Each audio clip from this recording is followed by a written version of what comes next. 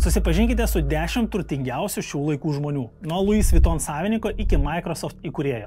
Jų bendras turtas yra didesnis nei Norvegijos ir Austrijos ekonomikos kartu sudėjus. Tačiau šiandien 700 milijonų žmonių pasaulyje gyvena žemiau skurdo ribos. Atrodytų, jau senai baigėsi vergovė ir feodalizmas, tačiau nelygybė tik padidėjo.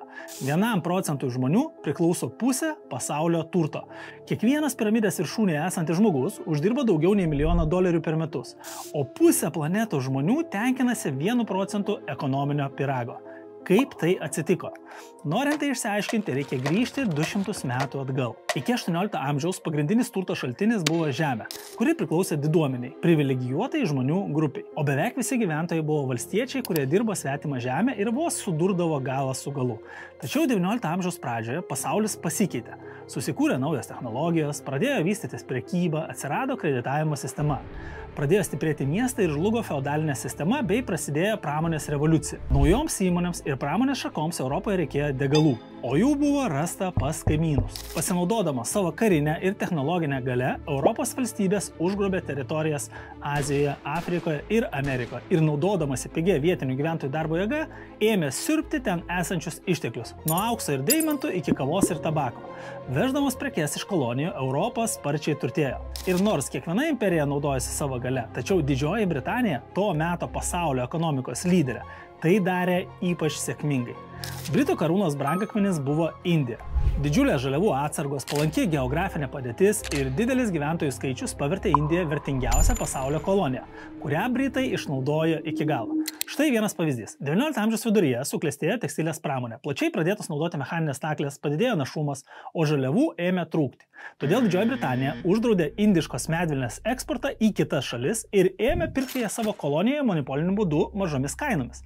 Svarbiausias Indijos prekės eksporto embargas sukėlė visuotinį skurdą, nes svarbiausias pramonės šakos darbuotojai, nuo ūkininkų iki audėjų, neteko pajamų šaltinio. Nereikia nesakyti, kad pirkdama Indijos medvilnę mažomis kainomis, Didžioji Britanija pardavinėjo jau pagamintą produkciją atgal Indijai rinkos kainomis. Kolonijinės ekonomikos palikimas buvo jaučiamas dar daug metų po Indijos nepriklausomybės paskelbimo. Iki 20 amžiaus pabaigos pusė šalies gyventojų gyveno žemiau skurdo ribos. Tačiau jeigu Indija šiandien lipa iš skurdo gniaužtų, dauguma Afrikos šalių ten ir liko. Kas su jomis negerai? Paimkime Nigeriją, turtingiausią žemyno šalį, kuri turi milžiniškas naftos atsargas. Atrodytų, kad turint pagrindinį pasaulio resursą, įmanoma sukurti stiprią ekonomiką. Tačiau tai pavyksta tik nedaugeliui, nes daugelį šalių veikia išteklių prakeiksmas. Nigerijos problemą apsunkina tai, kad trečdalį šalies juodojo aukso pasisavina ne Nigerijos verslininkai, o tarptautinės bendrovės, tokios kaip Shell ir Total. Kad suprastumėte bendrą vaizdą, Afrikos tarptautinių korporacijų pelnas 3 kartus viršijo tarptautinę pagalbą skiriamą visam žemynui. O tai reiškia, kad kolonijiniai santykiai niekur nedingo, jie tik tapo kitokie. Dominuojančios ekonomikos perkelia gamyklas į skurdžias šalis, kur samdomi pigus vietiniai darbininkai ir iš kur išsiurbiami pigus vietiniai ištekliai. Todėl taip Afrikos šalių gyventojai tampa ne tik skurdžiais, bet ir elgetomis. Paimkime bet kurią Europos šalį ir palyginkime ją su Kongu ar Somaliu. Skirtumas akivaizdus. Bet tai nereiškia, kad Europoje ir Amerikoje vargšų nėra. Tiesiog tas skurdas kitoks. Jeigu Kongo gyventojas negali nusipirkti automobilio, jam tai nerūpi, nes vis tiek ten vaikšto visi pėsčiomis. Bet Europos šalies gyventojas neturintis pinigų automobilių bus laikomas gana skurdžių ir toks skurdas yra gerai užmaskuotas. Galbūt jo net nepastebite. Labiausiai išsivysčiusiose pasaulio šalise, išskyrus tuziną mažų super turtingų šalių, dauguma žmonių negali nusipirkti namo be hipotekos, išlaikyti 2 automobilių savo šeimai ar kas mėnesį skristi atostogauti. Ir jūsų gyvenime niekas nesikeičia, nors ekonomika kasmet auga keliais procentais. Kur šis augimas nueina? Į turtingųjų pajamas. Netikite? Na tada pažiūrėkime. Norėdami suprasti, kaip keičiasi vidutinio piliečio gyvenimas augant ekonomikai, turime pažvelgti į tai, kaip per pastaruosius kelis dešimtmečius buvo smaugiama ekonominė sėkmė. Tam ekonomistai naudoja Gini indeksą. Kuo jis arčiau vieneto, tuo didesnis žmonių pajamų susisluoksniavimas, o kuo jis arčiau nulio, tuo tolygiau visi gyvena. Taigi, pasaulinė Gini indekso dinamika rodo, kad per pastaruosius 200 metų nelygybė padidėjo.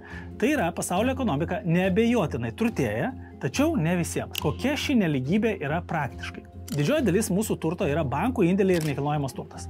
Taip, kai kurie žmonės investuoja į vertybinius popierius, tačiau dažniausiai tai yra pensijų fondai, kurie yra neliečiami iki pensijos. Bet 10% turtingiausių žmonių turto struktūra yra visiškai kitokia. Jie arba patys yra realių įmonių savininkai, arba investuoja į patikimus verslus kaip investuotojai ir uždirba iš to. Nekilnojamas turtas sudaro tik trečdalį jų turto, o didžiąją turto dalį sudaro finansinis turtas – įmonės ar investicijos.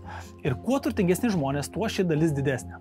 Turtingieji, kai jų pajamos didėja, pinigų neišleidžia, nes turi pakankamai lėšų pragyvenimą, o jų turtas didėja dėl kapitalo vertės augimo. Todėl jie toliau investuoja ir taip turtėja. Tačiau dauguma iš mūsų gavę didesnį atlyginimą padidina vartojimą. Nusiperka naują telefoną, atnaujina automobilį, nusiperka butą ir vėl nebeturi pinigų. Ar jaučiate skirtumą tarp to, kaip elgiasi turtingi, o kaip vargšai? Bet net ir neturėdami milijono, jūs, kaip ir aš, galite pasinaudoti turtingų žmonių strategiją. Tai yra dalį uždirbamų pinigų investuoti, o už kitą dalį, kurią laikote santaupose, gauti palūkanų. Tai gal įveskime progresinius mokesčius, pasakys pasikaustęs žiūrovas. Mokesčiai iš tiesų yra pagrindinė išlyginimo priemonė. Tačiau per visą 20 amžių jį kažkodėl palietė būtent neturtinguosius.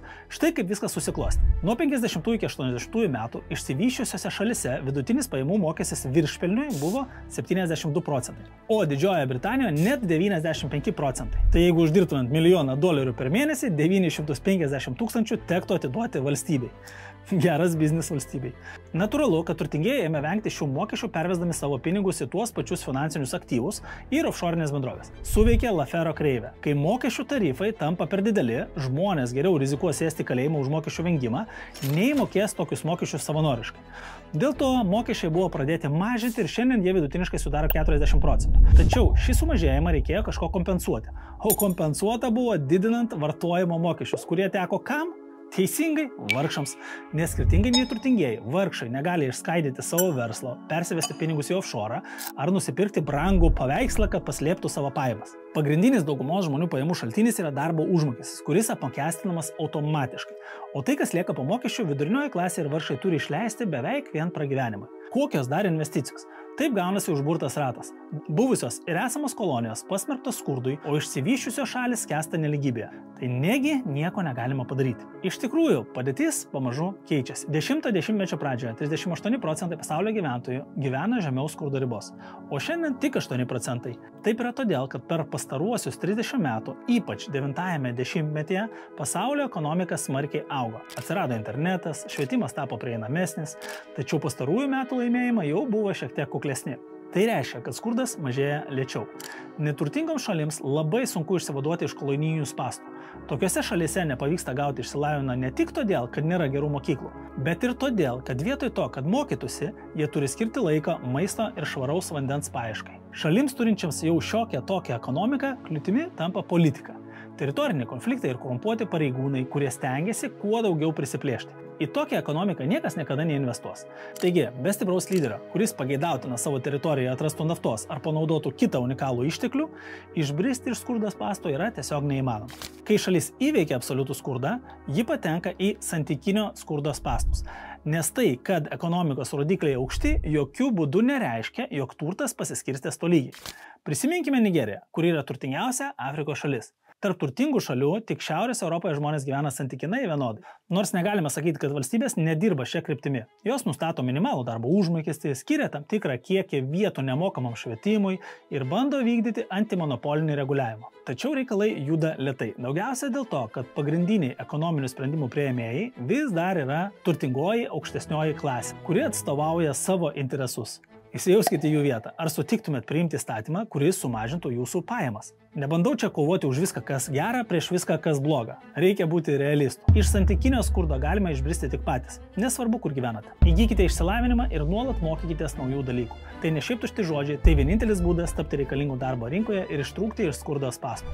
Nelaukite, kol kas nors ateis ir padovanos jums lagaminą pinigų. Šiuolaikinė ekonomika tai kova už savo pyrago gabalą ir šiandien jį turite gauti patys. O dabar paspauskite like ir subscribe mygtukus ir iki susitikimų kitose video.